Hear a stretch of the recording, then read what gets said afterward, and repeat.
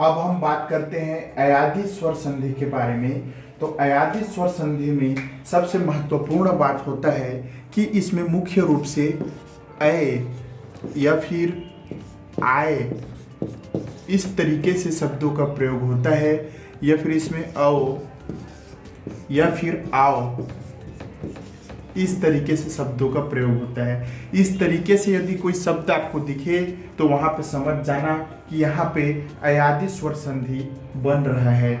अब इस तरीके से स्वर बनते कैसे हैं उनके बारे में भी हम डिटेल के साथ देख लेते हैं।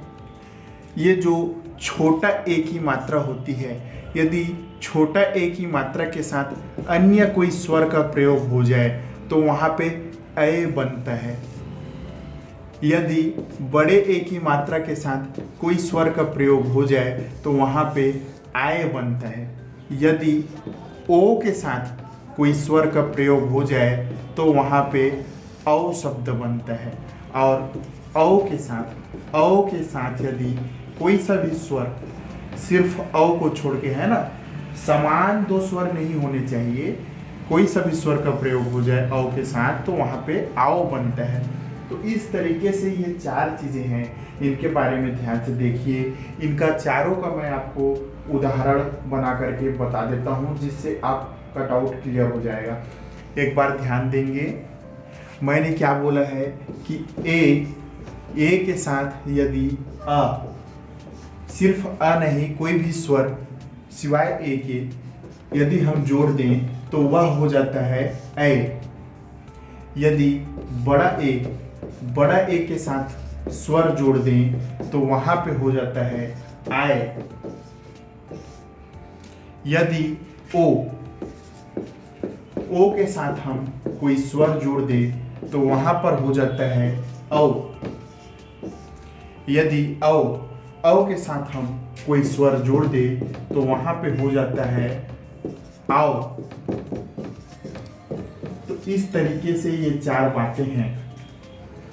तो मुख्य रूप से ये चार नियम हम मान सकते हैं, जिसमें से अब हम हमारा पहला नियम के बारे में देखते हैं। तो पहला नियम है हमारा ए और आ।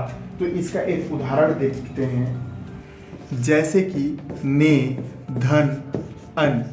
ने, धन, अन ये एक शब्द है और नियम क्या कह रहा है हमारा कि यहाँ पर ए की मात्रा है, देख सकते हैं ए की मात्रा है, और यहाँ पे अ की मात्रा है, देख सकते हैं अ की मात्रा है। तो ए की मात्रा और अ की मात्रा ये दोनों जुड़ के हो जाते हैं अय। तो यहाँ पे जो कुछ भी शब्द बनेगा उस शब्द में अय यह शब्द छुपा होना चाहिए। तो देख सकते हैं कि यहाँ पे हमको बन रहा है ने, धन, अन मिलके नयन। यहाँ पे देख सकते हैं कि अय शब्द छिपा हुआ है।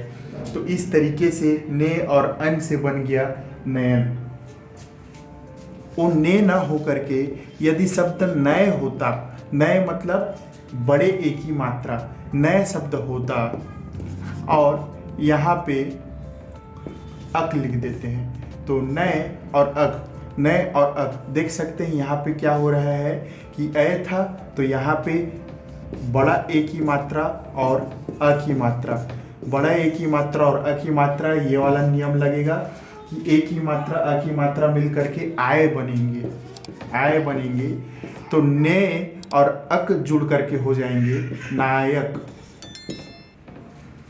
नय और अक दोनों आपस में जुड़ करके हो जाएंगे नायक।